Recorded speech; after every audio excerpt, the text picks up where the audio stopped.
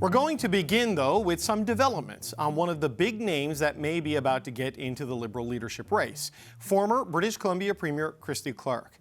Now, one of the criticisms of Clark's potential leadership bid from other Liberals is that she joined the Conservatives to vote for Jean Charest in the leadership race won by Pierre Poilievre.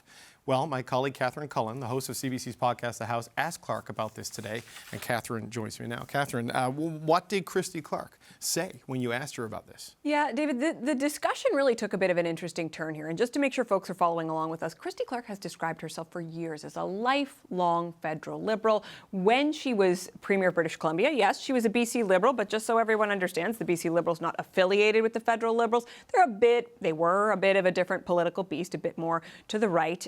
And in order to vote in the Conservative leadership race, you have to renounce any other membership, right? You can't be a member of another party. So despite being lifelong, she couldn't have been a federal Liberal if she was voting in this race, where she very publicly endorsed Jean Charest. So I had questions about how long this period of her life lasted. Let's listen to our exchange. You have called yourself a lifelong Liberal, but you voted in the last federal Conservative leadership race. That would have required you to cancel your Liberal Party membership in order to join the Conservative Party. How long were you a member of the Conservative Party, Christy Clark? Never. But you voted in the race, did you not? No, I didn't. And I never got a membership, and I never got a ballot. What I did, though, I will say, Christy Clark, we reached out to the Conservative Party, who told us, in fact, that your membership was cancelled. Oh, well, why don't they come out and show my membership or my ballot? They never sent me any of those, although I wouldn't put it past them to manufacture one of them. Wow. We're going to get to that, out and show it in a second. But I also, in regards to this interview, David, she went on to say in the interview that she called the Conservative Party numerous times to ask where her ballot was. And I said, well, wouldn't you have to be a member in order to expect a ballot from them? I asked if she canceled her Liberal Party membership. She said no. Her team now says that she was, in fact, not a registered Liberal when she supported Jean Charest. Okay. So, all right. I'm a little, if people have been following the Christy Clark political saga may be confused, because this does not align with what she has said repeatedly in the past. So there was media reporting at the time. It's paraphrasing of her where she repeatedly says, I have my ballot, I'm excited to vote for Jean Charest, et cetera, et cetera. There is, of course, also tape of her at the time talking about her support of Jean Charest. So let's listen to a bit of that. Even with all these examples of Justin Trudeau moving the federal Liberal Party to the left, it has got to be a big step for you to join the Conservatives. Why did you do it? Because I think that we need a lead. There is only one leader who's running for office right now who is going to be able to unite the country, I think, and who's going to bring a moderation and a willingness to talk to the people with whom he disagrees, and that's Jean Charest. I'm joining the party so that I could support my friend Mr. Charest, and you know what I think he can bring to the national dialogue. I mean, I do think he'd be a devastating opponent for Mr. Trudeau. Now, in that interview with me, David, she said, well, they should prove it. We reached out to the Conservative Party of Canada, who sent us an image of the proof of her membership purchase from their data management system. It seems to suggest that she was a Conservative Party member for over a year. They also sent a little statement along in which they refer to Clark's kickoff to her leadership campaign, saying it is about misleading not just Liberals, but Canadians. I mean, I've got a Canadian Press article here from August 11th, 2022. Speaking Wednesday, Clark said she recently received her ballot in the mail and will vote in the contest. Quote, I think Jean Charest would be a fantastic prime minister. So, okay, this is it. All right, so that's the past. There is this future race. I mean, she's going to have to explain this to Liberals, but how does she plan to sell herself to Liberals as a potential leader should she go ahead and make the plunge? Yeah, and it's interesting. This is actually the first interview she's given since the Prime Minister resigned. Right. She says she's seriously thinking about running. She certainly sounded like she was campaigning. David, a couple of policy points that came out in this. She said she would cancel what she called the Trudeau carbon tax, saying it was different than what they did provincially in British Columbia and that the plan needed to be scrapped. We also, I talked to her about how would she go about driving emissions down. She said a plan was coming in that regard. Other big issue, as you can imagine, that we talked about is Donald Trump, because of course that is going to hang over Canadian politics, the Liberal leadership race. She argues that she is best positioned to take on Donald Trump because she has so much experience in office. She also said it is important that Canada not, in her words, fold like a cheap suit in the face of Donald Trump's threats around tariffs and also becoming a 51st state, which she said, that's clearly not a joke. Okay, Catherine, that's not what I expected when you said you were interviewing Christy Clark today, but thanks for being here. This is CBC's Catherine Cullen. Okay, so we now have the rules for this race to choose the next Liberal leader and, of course, the next Prime Minister of Canada. According to the party's national executive, the vote will happen and results will be announced on the 9th of March. The entry fee for potential candidates is $350,000.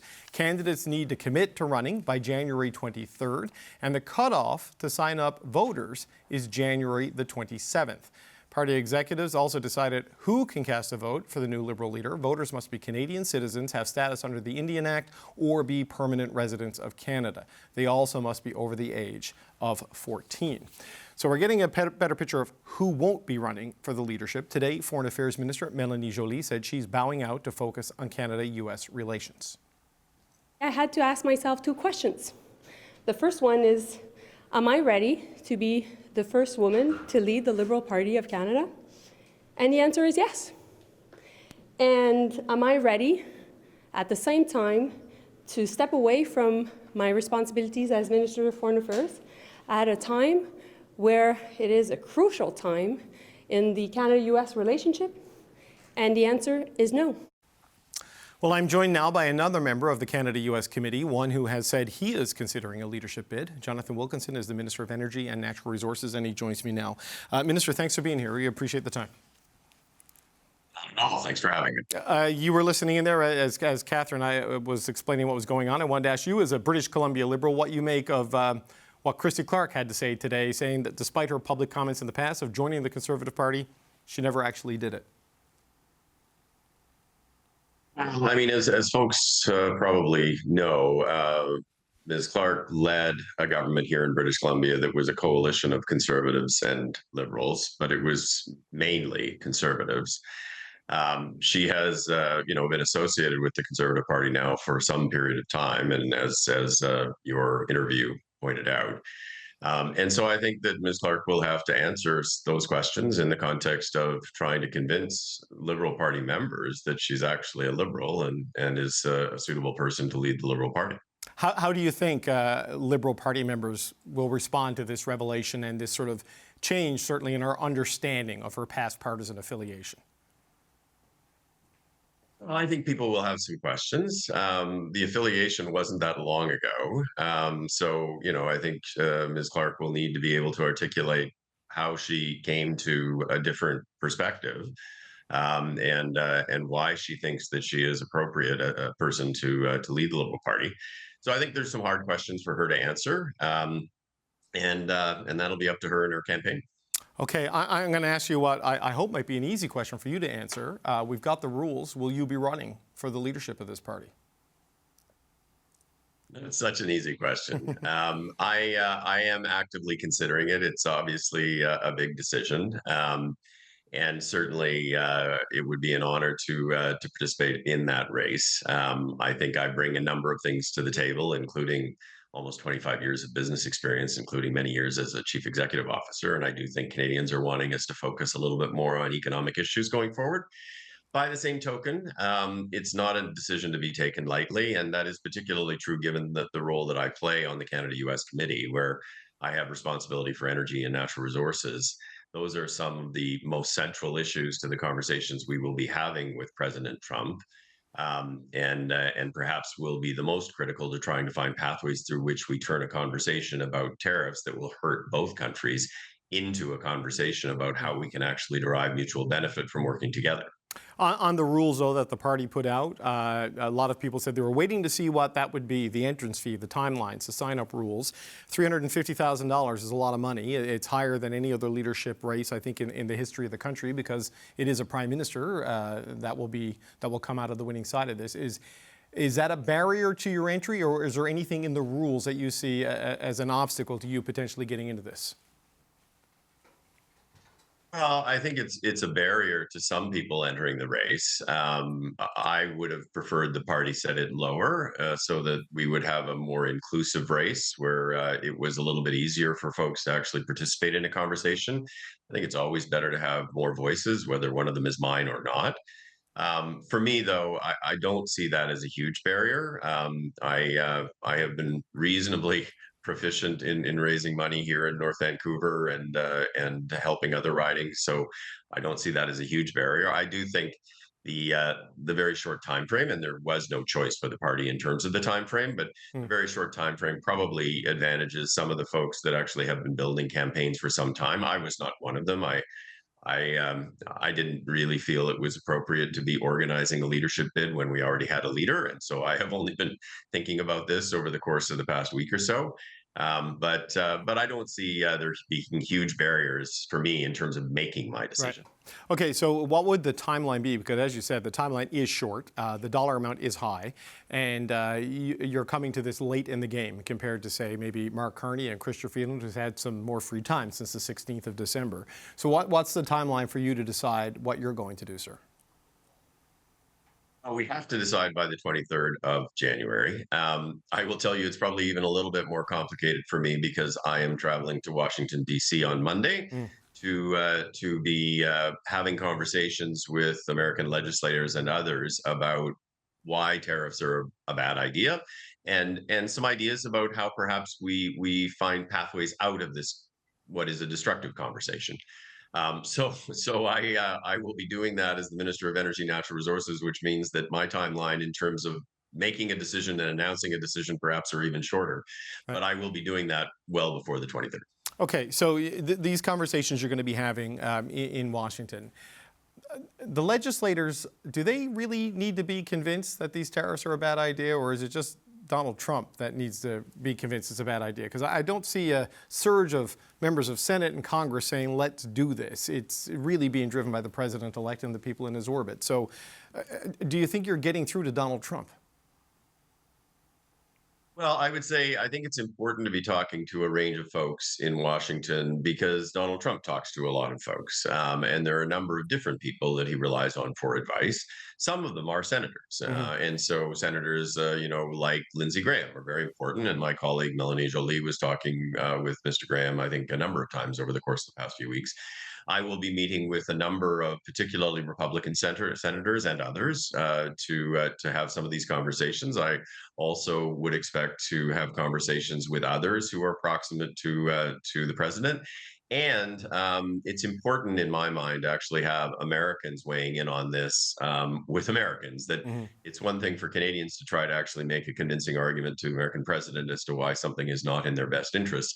But it's great if we can actually get American businesses like the American Petroleum Institute and the Edison Institute and others to be talking about why it is so important that the relationship, the trading relationship between the countries actually is expanded, not shrunk. Right, but if the arguments don't work, if the data and the logic do not stop this, my colleague Katie Simpson was reporting the other day that your government's looking at retaliatory tariffs on steel products, glassware, ceramics, Florida orange juice. How ready are you to go on the retaliatory side of things? Because I know the premiers have some ideas they're going to present next week when they meet with the Prime Minister.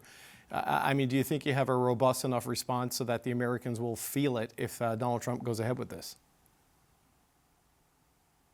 Yes, and certainly we are talking to the provinces about this. I mean, it's important that there is an overall Team Canada approach that includes the premiers in this conversation so that we're not having separate conversations with the Americans. That would be a bad idea for Canada if we can't actually put a common front together. We are actually looking at a number of different lists. We haven't finalized that yet, and part of it depends on exactly what the president will do. I think it would not be wise for us to be putting in place a very strict list that we're going to go forward with until we actually know what the president is going to do. But we are prepared to respond. The government of Canada has to be in a position to respond. We can't simply take it. By the same token, we don't want an escalatory thing. We want to find things that actually create some level of pain for Americans without causing concurrent pain for Canadians. And that will inform the final list that we actually put out. But again, I mean, the focus for Canada needs to be not just on preparing to respond, but trying to find ways to either prevent the imposition of tariffs or if in fact the president is determined to impose the tariffs, to find a way to have them lifted relatively quickly, which is largely what happened with steel and aluminum in the first Trump term. One more question before I let you go, Minister, and I just want to circle back to the leadership race. We've done many interviews over the years of your support for the carbon price, carbon tax, and defending it as the most efficient and effective way to reduce emissions. That is going to be a topic of some discussion, I would anticipate, in this leadership debate as people talk about moving your party more towards the middle and more towards focusing on the economy. Do you think your current climate plan that includes a carbon tax is going to survive this transition in leadership based on where you think the mood of the country and the mood of the party is right now? We have developed the climate plan in the context of trying to ensure affordability, but also in the context of actually building an economy that's going to create jobs and economic opportunity, like the thousands of jobs being created by the Dow net zero petrochemical facility in Fort Saskatchewan, Alberta, or the ultra low potash mine in Jansen Potash Mine that BHP is building in Saskatchewan. So we are thinking about the economy in the context of fighting climate change. And in the context of the fight against climate change, like, I'm not an ideological person. I'm actually a very practical person. I am looking for tools that can enable us to make emissions reductions in a manner that is both affordable and that actually incents economic development and innovation. Carbon pricing was one tool in a much broader toolbox that we chose. It was something that virtually every economist in Canada and elsewhere actually endorses as a way to actually efficiently reduce emissions. And if you actually recycle the money back as a rebate to ensure it's done in a manner that's affordable on a go-forward basis, and that actually includes many conservatives. I mean, people should remember that Erin O'Toole and the Conservative Party actually ran on a climate platform that included a price on pollution in the last federal election. That included Pierre Poilievre, who went door to door actually endorsing a carbon price. So I am really interested in outcomes, and those outcomes are economic. Those outcomes are about affordability. And they're also about climate change. Like, climate change still hasn't gone away. It's real. It is a science issue. It shouldn't be a partisan or political issue. At some point, Mr. Poilievre is going to have to explain whether he is a climate skeptic or he just doesn't care about the future that our children will inherit. Right, but that sounds to me, Minister, and I don't want to misstate or misrepresent what you just said, that you're willing to reconsider it because, tools in toolboxes need to be used and have public support for their use, I suppose.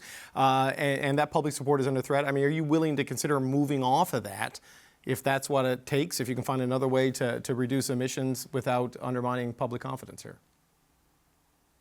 I'm never going to say that I'm going to hold on to something blindly if in fact there are better ways to do things. I will say, though, that we selected the carbon price, the price on pollution, because it was an efficient way of actually doing this, more efficient than regulatory mechanisms, more efficient than simply investing. But certainly, I'm always open to conversations about how we can ensure that we achieve the outcomes that we want to. And I would actually, in that vein, point to the province of Quebec, which actually uses a cap and trade system rather than a price on pollution. Every province in this country could put into place the same system that Quebec has, which doesn't involve a retail price. It's just provinces haven't chosen to do it. The first province that actually put into a price on pollution, circling back to the beginning of this, was British Columbia with a Liberal government that Christy Clark ended up heading up after Gordon Campbell. That was the model that was used for the federal price. So that's another question perhaps people should ask Ms. Clark, but now somehow seems to think that she doesn't need a climate plan. Okay. Minister Jonathan Wilkinson, good luck in Washington. Thanks for joining us today. Appreciate your time, sir. Thank you.